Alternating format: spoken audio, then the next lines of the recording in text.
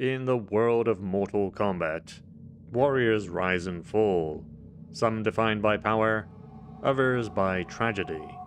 Yet among them stand a rare kind of legend, those whose stories transcend the battlefield itself. Ermac and Kenshi belong to this legacy. One is not a single man, but a fusion of countless souls once shackled to tyranny. The other, a swordsman robbed of sight through treachery, yet gifted with vision by the spirits of his fallen bloodline. Ermac was born from whispers. Rumors in arcades spoke of a secret opponent lurking in the shadows of the original Mortal Kombat. Some players would even swear they had fought him, even though he did not yet exist. As co-creator Ed Boon once explained, the very first Mortal Kombat included a counter to log when the software hit unreachable sections, an error macro shortened to Ermac. This technical artifact appeared in arcade audit menus, listed directly beneath the number of times players had fought the secret character Reptile. But to arcade goers, it was no debugging tool. It was a clue.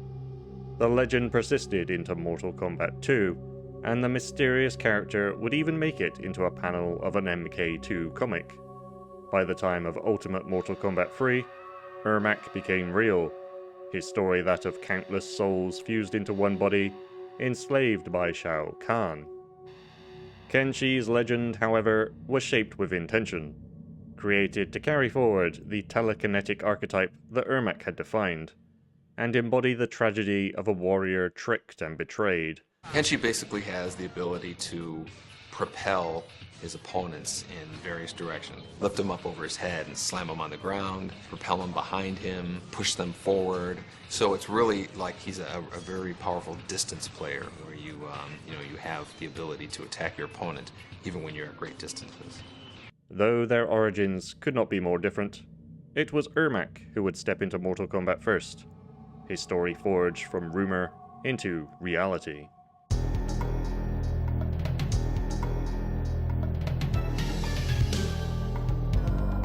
Ermac finally stepped into the arena as a figure of mystery. Cloaked in red, he was more than a man. He was a legion, a fusion of countless souls bound together by Shao Kahn's dark sorcery. Every movement, every strike, was the collective will of warriors long extinguished, forced to act as one. Though he fought, he was not free, and his identity was not defined by himself, but by the many who dwelled within him. Even in this early form, hints of rebellion whispered through his being. In non-canonical accounts, the souls inside him distrusted their master, rising against Kahn and seizing control of their own destiny. Here, Ermac's nature was clear. He was many, but none of them were truly free. His archetype was the shadow from which Kenshi would later emerge, a mirror in which one man, alone and broken, would learn to hear the voices of the past and turn them into guidance rather than chains. Kenshi's story begins with betrayal. A wandering swordsman, he sought only to test his skill against the greatest warriors and become the best. But Shang Tsung, aware of Kenshi's lineage as a descendant of forgotten warrior kings, deceived him, taking the form of a man named Song and convincing Kenshi that a great warrior requires a great sword. Song led him to a tomb somewhere in China, telling him that that was the location of a powerful sword. Guiding him through an underground labyrinth, Song tricked Kenshi into releasing the souls of his ancestors. Kenshi was overwhelmed by the sudden rush of their power and permanently blinded. Shang Tsung then revealed himself and absorbed the released souls, leaving Kenshi to die in the tomb. But in the depths of despair, Kenshi discovered a new kind of sight. The sword which Shang Tsung had spoken of, named Sento, did in fact exist, and the voices of his ancestors spoke through it, granting Kenshi spiritual vision. Sensing the cries from the souls captured by Shang Tsung, Kenshi vowed to hunt down and slay the sorcerer in order to free his ancestors. A decade passed, and Kenshi had joined with the Special Forces team led by Sonya Blade and Jax Briggs. He'd agreed to search for the missing agent Cyrax as a means of traveling to Outworld, where Shang Tsung had fled. Discovering that the man who had deceived him, Shang Tsung, had joined forces with the sorcerer Quan Chi, and that together they had assassinated Emperor Shao Kahn, Kenshi tried to warn Earthrealm of the threat. But when he sought the portal that had brought him to Outworld, he found that it no longer worked. He was stranded, trapped in a realm of peril and intrigue, forced to confront his enemies without hope of immediate return. Kenshi would encounter Ermac, and eventually reach through to the countless souls that had been trapped in their physical form, breaking Shao Kahn's hold over them. Kenshi had paved the way for Ermac's liberation. In gratitude, Ermac would teach Kenshi the telekinetic slam ability. Though Kenshi had gained a potential new ally, he was unaware of a threat that was stalking him. The deadly alliance of Shang Tsung and Quan Chi had sent Mavado of the Red Dragon clan to Outworld in order to eliminate the blind swordsman. Mavado struck with lethal precision, defeating Kenshi and leaving him for dead, his fate hanging by a thread. From betrayal and survival in the deadly alliance, Ermac and Kenshi's paths carried forward into deception, where freedom, gratitude, and the fragile balance of the realms would redefine both Kenshi and Ermac. Sometime in the past, while on a mission for Shao Kahn in the Netherrealm, Ermac encountered Shujinko, an Earthrealm warrior roaming the realms in search of the ancient Kamidogu, mystic relics crafted by the Elder Gods, which are said to contain the essence of the realms. Recognizing Shujinko's skill, Ermac shared his own abilities in exchange for the assistance of Shujinko. At the time, Ermac was hunting a powerful demon, but the Netherrealm itself sapped his strength, and only a soul stone could restore him. Shujinko located the stone and led Ermac to it, who expressed his gratitude and offered to train the young warrior in return. Later, Ermac would face Ashra, who believed that his death would bring her closer to purification and release her from the Netherrealm.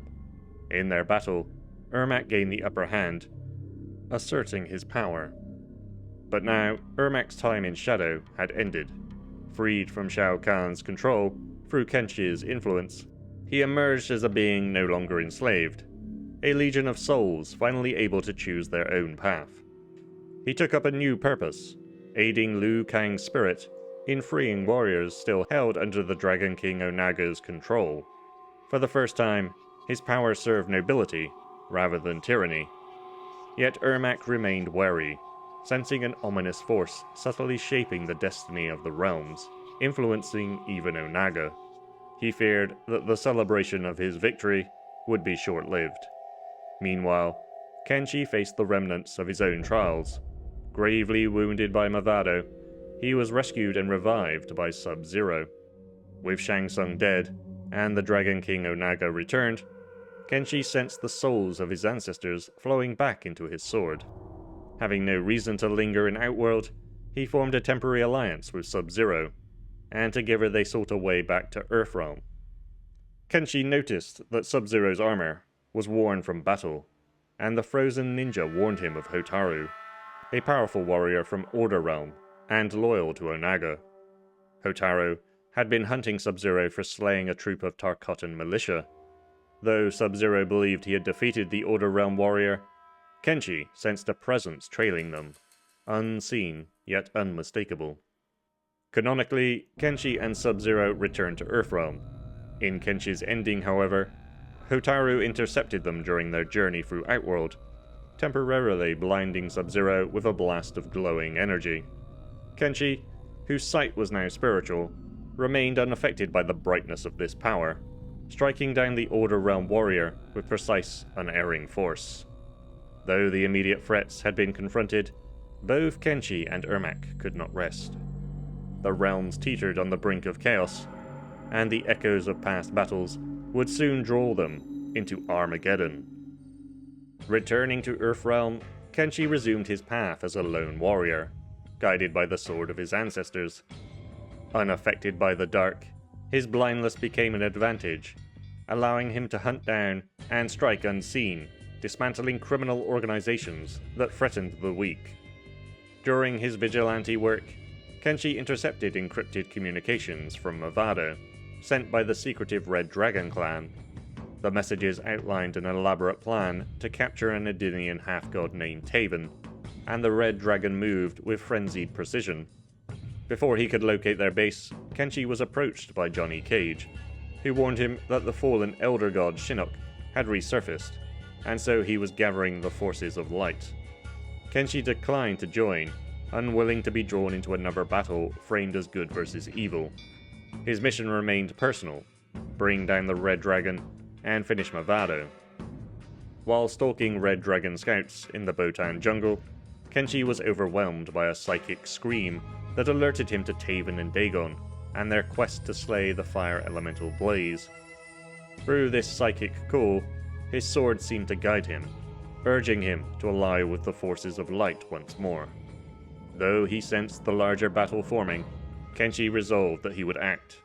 The lone warrior would become a leader of many, drawn into the coming conflict by the call of his blade.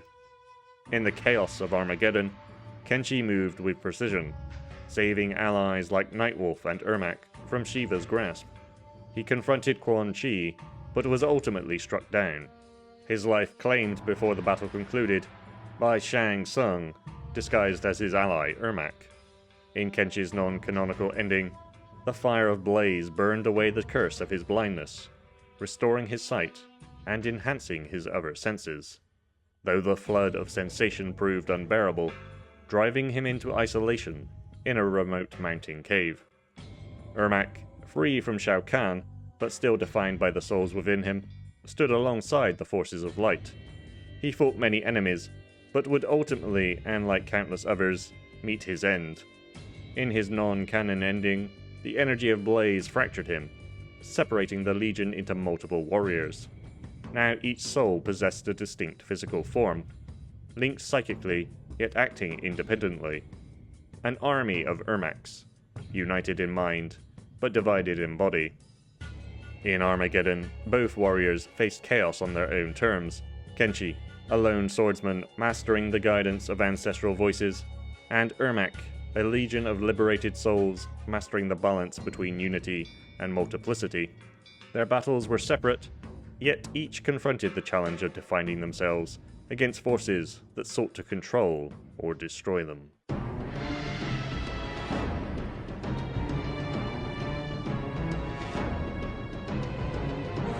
Ermac and Kenshi are bound by more than shared powers of telekinesis.